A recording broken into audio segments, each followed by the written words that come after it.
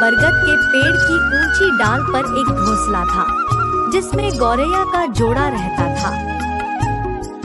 दोनों दिन भर भोजन की तलाश में बाहर रहते और शाम ढले घोंसले में आकर आराम करते थे।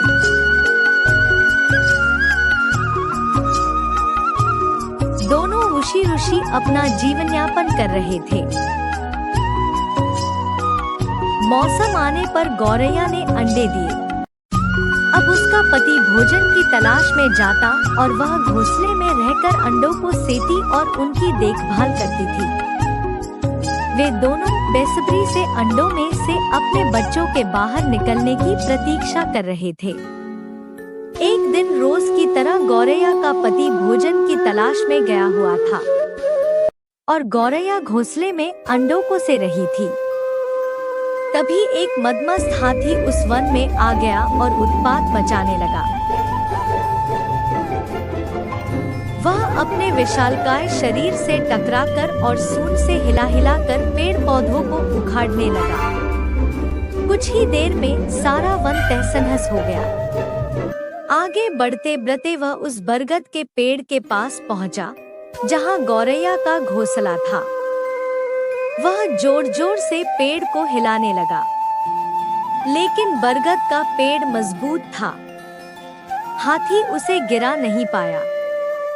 लेकिन इन सब में गौरैया का घोंसला टूटकर नीचे गिर पड़ा और उसके सारे अंडे फूट गए। अपने बच्चों की मृत्यु पर गौरैया विलाप करने लगी। जब उसका पति वापस लौटा तो गौरैया ने रोते रोते उसे हाथी की करतूत के बारे में बताया। वह भी बहुत दुखी हुआ। दोनों प्रतिशोध की आग में जल रहे थे और हाथी को सबक सिखाना चाहते थे। लेकिन हाथी जैसे विशालकाय जीव के सामने उन जैसे निरीह प्राणियों का क्या बस चलता। उन्हें अपने मित्र कटफोड़वा की याद आई और वे उसकी सहायता लेने का पहुंच गए। कटफोड़वा के दो मित्र थे, मधुमक्खी और मेंढक। वे दोनों भी गौरैया के जोड़े की सहायता को तैयार हो गए। सबने मिलकर योजना बनाई और हाथी को सबक सिखाने निकल पड़े।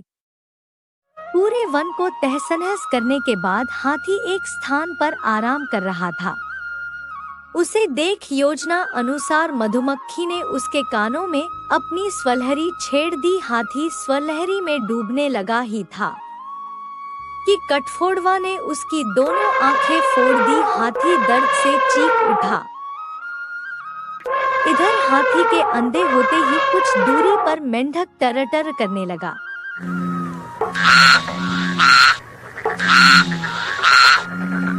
मेंढक के टर्राने की आवाज सुनकर हाथी ने सोचा कि अवश्य ही कुछ दूरी पर तालाब है। वह मेंढक की आवाज की दिशा में बढ़ने लगा। योजना अनुसार मेंढक एक दलदल के किनारे बैठा टर्रा रहा था। हाथी तालाब समझकर दलदल में जा घुसा और फंस गया। दलदल से निकलने का भरसक प्रयास करने के बाद भी वह सफल न हो सका और उसमें धंसता चला गया। कुछ ही देर में वह दलदल में समा गया और मर गया। इस तरह जैसे गौरैया ने अपने मित्रों की सहायता से हाथी से अपने बच्चों की मौत का प्रतिशोध ले लिया।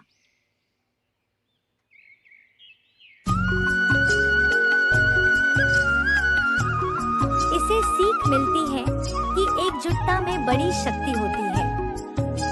एकजुट होकर कार्य करने पर कमजोर से कमजोर व्यक्ति भी बड़े से बड़ा कार्य संपन्न कर सकता है। बरसात के दिन आने वाले थे।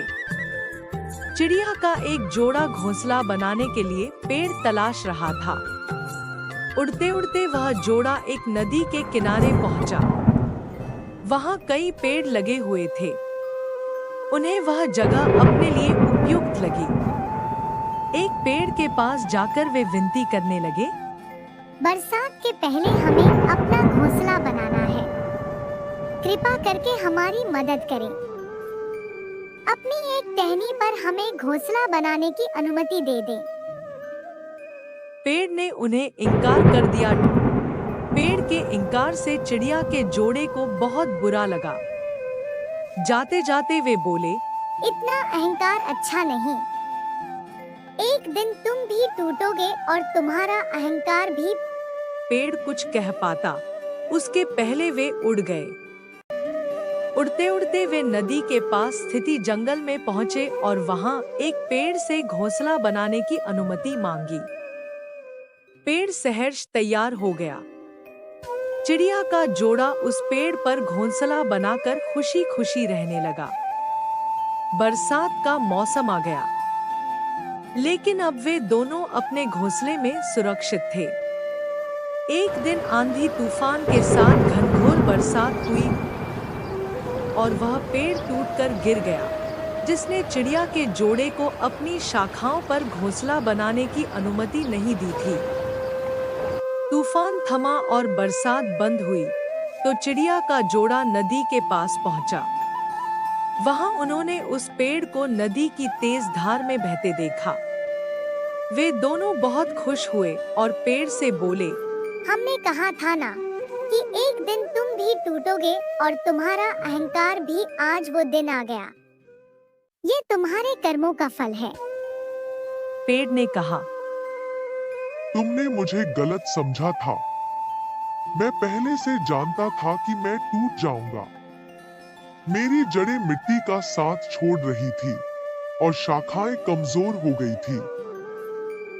इसलिए मैंने उस दिन तुम्हें इनकार किया था। तुम मेरी शाखा पर घोंसला बनाते तो आज जीवित न होते, लेकिन तुम्हें मेरा इनकार बुरा लग गया। उसके लिए क्षमा करो। पेड़ की बात सुनकर चिड़िया के जोड़े को अपनी सोच पर बहुत दुख हुआ। इस सीख से हमें मिलता कि दोस्तों, कई बार जीवन में हमें इनकार का सामना करना पड़ता है। जाहिर है, इनकार सुनना किसी को पसंद नहीं। इनकार से हमारी भावनाएं आहत हो जाती हैं और उस समय हम सिर्फ अपनी भावनाओं के बारे में सोचते हैं। हम खुले मन से ये विचार ही नहीं करते कि इनकार करने वाले की भी कोई मजबूरी रही होगी या उसने हमारे भले के लिए इनकार किया होगा। हम उसे भला बुरा कहते हैं, दूसरे के सामने उसकी बुराई करते हैं। क्या एक ना भी हम सकारात्मक तरीके से नहीं ले सकते? अब से जब भी कोई ना कहे तो उसे दिल से न लगाएं, उसका बुरा न माने। हो सकता है किसी की एक ना आपको बहुत बड़ी मुसीबत से बचा रही हो। अगर मेरा चैनल सब्सक्राइब नहीं किया हो तो चैनल को सब्सक्राइब कीजिए और नोटिफिकेशन दबाना ना भूलें। और वीडियो को अच्छी लगी तो एक लाइक कर दीजिए।